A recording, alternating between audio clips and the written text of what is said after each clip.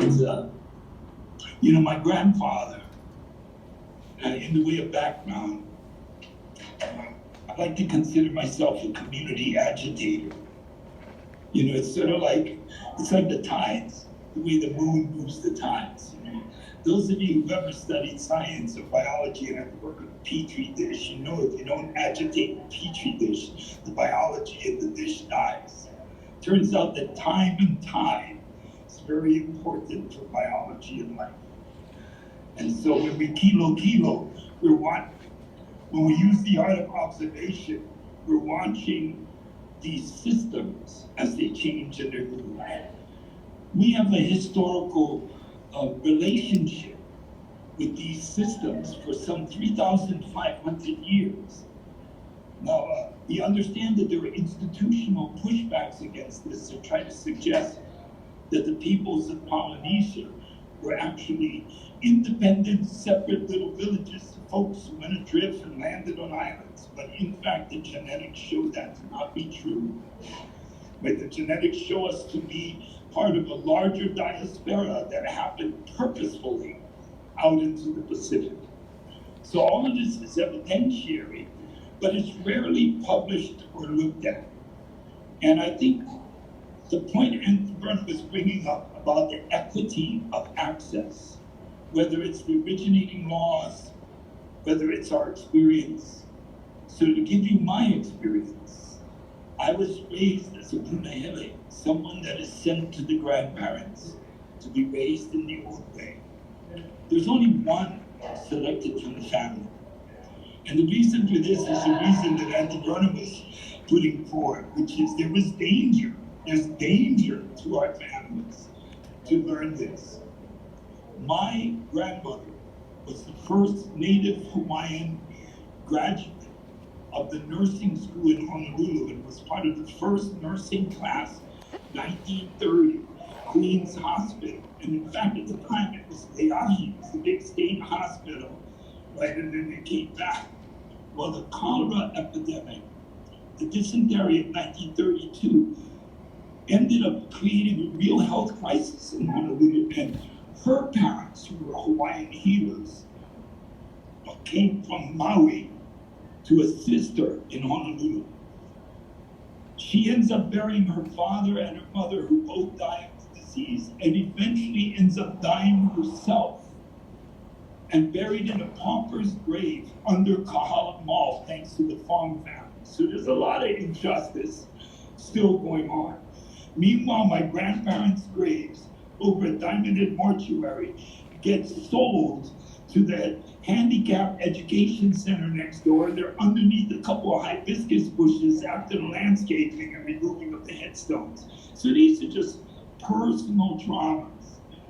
My mother, her 4 siblings, taken in 1933 to Wailua Nui, which is Keanai Maui, right? And it's a small little ahupua on the back end. It's not small, it's actually a very big town. There's Wailua Iki and Wailua Nui. And that's where we grew up, on taro patches and on farms. And eventually, I get sent to an English boarding school in Honolulu called Punahou. Now I'm wondering who's watching the taro patches to pick out these Hawaiian kids and send them to Punahou, because that's a very strange thing in and of itself. My education at Punahou was challenging. I had no idea that I was poor. I had no idea that I was something other than what was the accepted norm in Honolulu society, which apparently was indicators, metrics set up by the white missionaries who came to Hawaii. So when we talk about religion's role in both the colonization and the conquest of the islands, as well as religion's role going forward, that's a very tricky subject, especially in Hawaii, because we were extremely spiritual. My grandfather used to say to me, Jesus' canoe did not actually make it to the islands, but we were already praying. My grandfather raised me, and Sean will know this, in the tradition of Kane, There are four major traditions we hold. The tradition of Lono, which was actually Hina, and then subjugated to Roko, the male entity. The tradition of Ku, right, which is the war season. The tradition of Tangaroa, which was the south and the ocean, and Kanaloa we call up in Hawaii, and then the tradition of Kane, in the west. And Kane was the water carrier. And our Kane Kawai is the rain cycle, and it's the element of fire. So water as fire, which is, we Hawaiians do things in fours. It's kind of a thing we do, right? It has to do with the directions, it has to do with the elements, it has to do with your position in time, it has to do with things you've studied. Presently, I'm here in Colorado at the Climate Science Center because they are interested in our science. I'm not here because I'm interested in their science. I already did that in the 70s and the 80s, right? I already did all the different disciplines, trying to be multidisciplinary. But I find myself coming back to my original teaching, right? What I learned between 0 and 17. If I had to do this life over again, I would not have left my grandfather. I would have maintained that relationship up into the 30s, so I could have learned so much more. Example. So I'm sitting in physics class, University of Arlington, Texas, 1978, where we're discussing the solar system. And I told him, my grandfather, he called the sun, the Ra, the grandfather's son. But he called the ice from space, Alohi Makapo, right? The idea of the pole, of the darkness of space, is the grandmother as the drop of water encased in a rock, a pohaku kane, that is traveling from Makali'i, which is a constellation that we point at, to our system here on Earth. And that is how the great-grandmother comes and brings water into our system. So according to my grandfather, water was older than the sun, because water was referred to as the great-grandmother in the line of Kane, and the sun was referred to as the grandfather, which generationally puts the ages beneath the water. And of course, 1978, 79, I'm laughed out of, the science class, because how could they possibly know that? And around 2006, I get this phone call, because I'm staying in the science community, I'm part of AGU and a bunch of other things.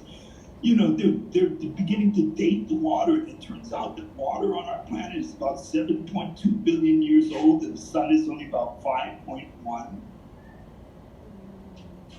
Right? So now, decades later, they're asking me how my grandfather knew that the water was older than the sun. How did he know that?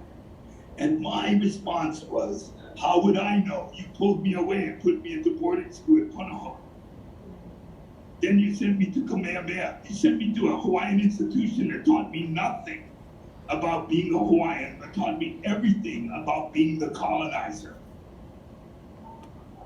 including the Protestant religion, of which I am an ordained Protestant minister who was raised in a predominantly Catholic community that was shared with mostly his Buddhist cousins, while he was actually raised in an ancient Hawaiian traditional lifestyle and unable to talk about it.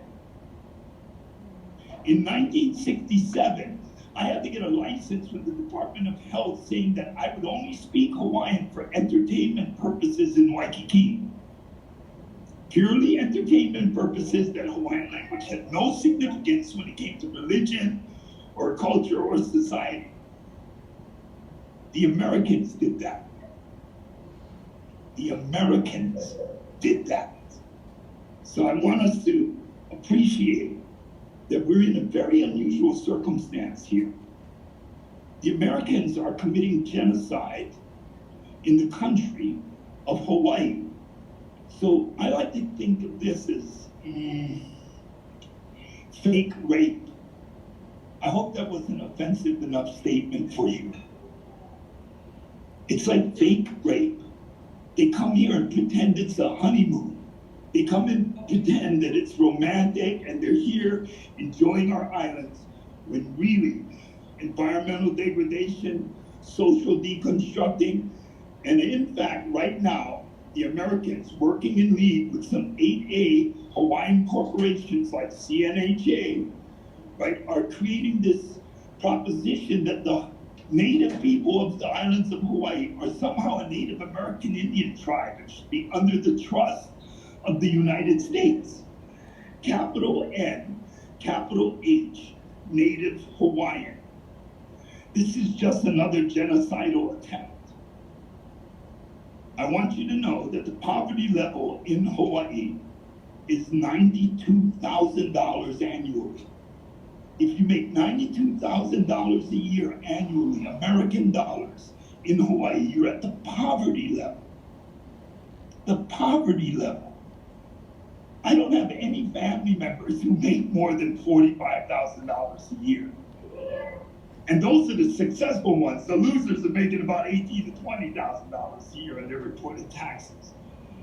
The Americans are creating conditions that force Native Hawaiians, as they identify them, Native, capital N, capital H, to move to Las Vegas, to move to Seattle, to move to Philadelphia.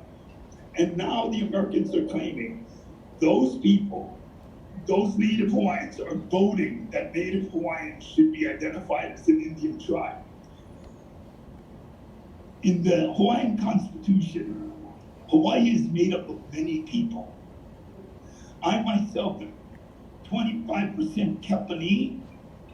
I'm 50% Portuguese, which means I could be anything European given the behavior of the Portuguese on the corner. And I'm 25% Kanaka Maoli, but I'm 100% Hawaiian. 100% Hawaiian. The Hawaiian nation was made up of many different ethnic groups, and Hawaiian is a nationality, not an ethnicity, as America keeps trying to promote. We are not the fancy brown people with tattoos. We are, in fact, an old culture that managed to get itself identified along with the European monarchies as an independent nation that America illegally invaded. Continued using the religious frameworks of the churches to push out into communities and create control mechanisms. So I wanted to go before my brother because I didn't want to leave a bad taste in your mouth as you're coming here to get information. So I thought I would go before Ramsey because he's so much more conciliatory than I am, but in a good way. I am definitely biting the hand that feeds me, only because I think this generation needs to do it so our children can grow up in a world that is transparent and honest. So thank you. Please investigate the Hawaiian situation. It is not what it appears to be, and I want to leave you with this one thought. My grandfather said to me, the missionaries came to do good, but instead they did very well. That's the impacts of religion on colonization in Hawaii. We must all work together as communities, supporting women and children in community to move beyond those old paradigms, to create health and wellness, not just for the people of Hawaii, but as a model for the world. And the way that begins is becoming transparent about our challenges, addressing them directly, and moving in an open and honest way to dialogue and understanding in the global arena. I want to emphasize that in the South China Sea, in the Indo-Pacific Basin, as war drums are beating, it becomes more imperative that we continue these conversations and dialogues about better ways to resolve problems. We may not be able to fix everything, but we can certainly heal it. Thank you.